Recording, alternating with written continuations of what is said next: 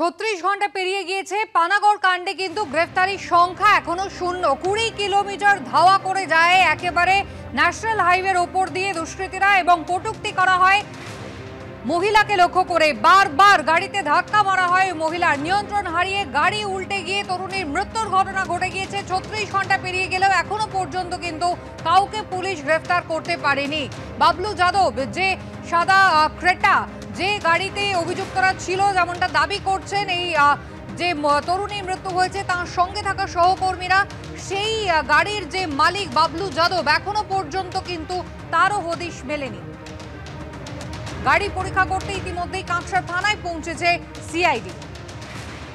গতকালই আসানসোল দুর্গাপুরের police commissioner তিনি সাংবাদিকদের মুখোমুখি হয়ে জানান, ইভটিজিং নয়, রেষারেষির ঘটনা এবং তার জেরেই কিন্তু এই মৃত্যু।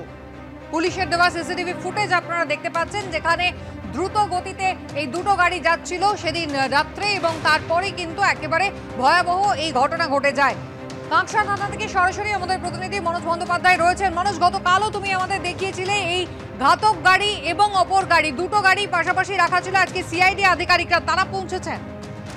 একদমই তোমাকে দেখাবো কিছুক্ষণ আগেই সিআইডির আধিকারিকরা এই যে গাড়ি, সেই গাড়ি সেখানে রাখা রয়েছে। এই গাড়ি যেরকম পরীক্ষা করে দেখলো, দীর্ঘক্ষণ ধরে তারা নোট ডাউন করলো সমস্ত কিছু, যে কোথায় কোথায় গাড়ির এই মানে ধাক্কা লেগেছে, কোন কোন জায়গায় এবং কিভাবে ঘটনাটা ঘটেছে তারা বোঝার চেষ্টা করছিলেন। এবং পাশে যে আরেকটি গাড়ি রয়েছে, অর্থাৎ যে গাড়িটা ধাওয়া করছিল বলে অভিযোগ, সেই সাদা গাড়িটা এখানে রয়েছে, সেই গাড়িটাও কিন্তু তারা পরীক্ষা করে দেখে। এবং তার সাথে সাথে সিআইডির পরীক্ষা নিরীক্ষার পর কাঁকসা থানার পুলিশ তারাও কিন্তু আজকে দুটি গাড়িকে আলাদা করে দীর্ঘক্ষণ ধরে পরীক্ষা করে এবং গাড়ির ভেতর, গাড়ির বাইরে সমস্ত জায়গায় দেখা হয় এবং কোথায় কোথায় গাড়ির আঘাত রয়েছে, কোন কোন জায়গায় গাড়িতে এই ধরনের এই যে টায়ার যে বাস্ট হয়েছে, সমস্ত কিছু তারা কাগজে নোট ডাউন করে ঠিক কিছুক্ষণ আগেই।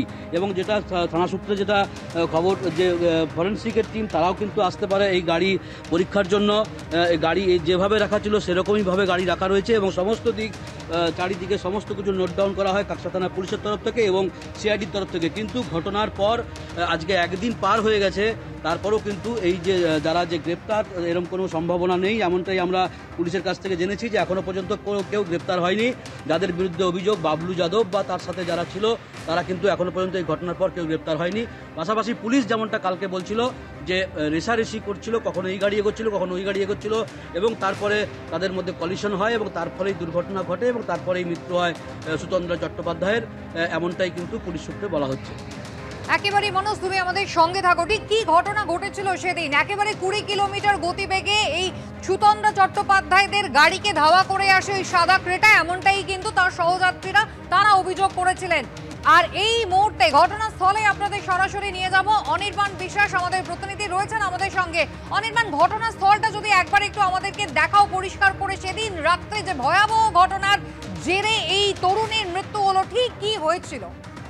কুসুমিতা, একদমই আমরা এই মুহূর্তে যে জায়গায় রয়েছি রাইস মিল মোড়, এবং আমার সামনে যেটা রয়েছে এই রাস্তাটা হচ্ছে যে old GT road. Old GT road থেকে ডান দিকে কিন্তু রাইস মিল রোড হচ্ছে এই ডান দিকের রাস্তাটা। এই রাস্তাটাতেই কিন্তু ঢোকার চেষ্টা করেছিলেন সুচন্দ্র চট্টোপাধ্যায়ের গাড়ি। আমার ক্যামেরা পার্সন সন্দীপন গুপ্তকে বলবো যে প্রচণ্ড গতিতে কিন্তু সুচন্দ্র চট্টোপাধ্যায়ের গাড়ি সেটি কিন্তু এই গলির মধ্যে ঢোকে রাইস মিল রোডে। এবং প্রথমে কিন্তু এই রাস্তার ধারে পড়ে থাকা যে ইলেকট্রিকের পোল, এই ইলেকট্রিকের পোলটি কিন্তু প্রথম ভেঙে যায় এবং তারপর গাড়ির গতিবেগ এতটাই ছিল যে এখানে কিন্তু একটা ওপেন টয়লেট রয়েছে, সেই ওপেন টয়লেটের কংক্রিটের যে দেওয়াল, সেই দেওয়াল কিন্তু ধসিয়ে দেয়, করে ভেঙে যায় এবং তারপর কিন্তু গাড়িটি পাল্টি খেয়ে ঠিক এই জায়গাটায় পড়ে। স্বাভাবিকভাবে কিন্তু যেটা প্রশ্ন উঠছে যে সুচন্দ্র চট্টোপাধ্যায়ের গাড়ির গতিবেগ এতটা কেন ছিল। পুলিশের তরফে দাবি করা হয়েছে যে গলসিতে তারা যখন তেল নেয়, গাড়িতে তেল নেওয়ার পর থেকে যে অভিযোগ করা হচ্ছিল যে তাদের গাড়িকে বাবলু যাদবের যে সাদা এসইউভি সেই গাড়িটি চেস করছিল।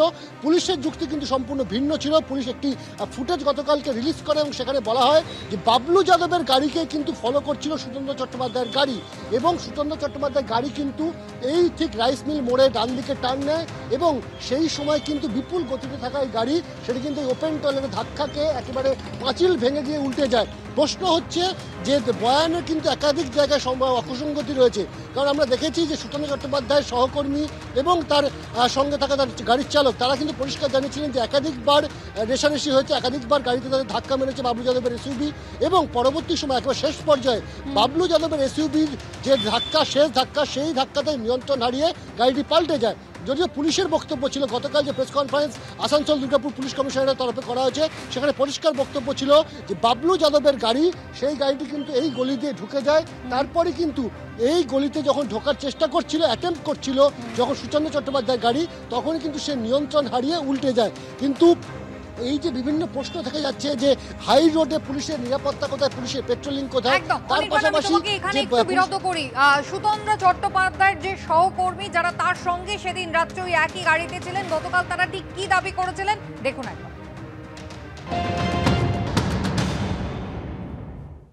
এটা আচমকাই গাড়ি এসে, সাদা গাড়ি, এই গাড়িটা, হ্যাঁ এই গাড়িটা এনার ডান দিকের গেট দিয়ে আমার বাঁ দিকে পুরো চেপে দিল। যে আমার ডিভাইডারের ওপর গাড়িটা তুলে দেওয়ার চেষ্টা করেছিল, কিন্তু তুলতে পারিনি। তারপর আমি আবার স্লো হয়ে আমি বাঁ দিকের থানার রাস্তাটা ধরেছিলাম, কিন্তু ও আমাকে আবার বাঁ দিক থেকে ওভারটেক করে এসে আবার মেরেছে, ধাক্কা মেরে গাড়িটাকে পাল্টি করে দিয়েছে। তার মধ্যে ম্যাডাম আমাদের স্পটে ডেথ হয়ে গেছে। কজন ছিলেন আপনার গাড়িতে? আমাদের পেছন সিটে 3 জন ছিল, আর সামনে ম্যাডাম আর আমি ড্রাইভার। মানে এই গাড়িতে কতজন ছিল তাও বুঝতে পেরেছিল? এই গাড়িতে মনে 5 মতন 5-6 জন মতন ছেলে ছিল গাড়ি। শুধু ছেলে? তারা কি কোনো বাজে ইঙ্গিত এইসব কি করছিল? হ্যাঁ, একটু বাজে ইঙ্গিত করছিল, টোনটিটকারি করছিল, হাত পা দেখাচ্ছিল। কোনো বাজে ইঙ্গিত করছিল? হ্যাঁ, হাত দেখাচ্ছিল সবাইকে, ম্যাডামকে ফুলফাল মানে কমেন্ট করছিল, পুরো মধ্যম অবস্থা। লাস্টে আমি গাড়ি দিয়ে যখন ভিতর দিয়ে বেরিয়েছি, বেরোনোর পর দেখছি ওদের গাড়িতে হয়ে গেছে, গাড়ি স্টার্ট দিয়েছে। তখন আমি ওদেরকে ভিতর দিয়ে কলার ধরেছি, ধরে চাবিটা কেড়েছি। তখন আমাকে 2 ঠাসা মেরেছে। তাও আমি চাবিটা কেরাম ভাবে করে চাবি মেরে। কতজন ছিল গাড়িটার ভেতরে? সাদা গাড়িটা 4-5 জন ছিল।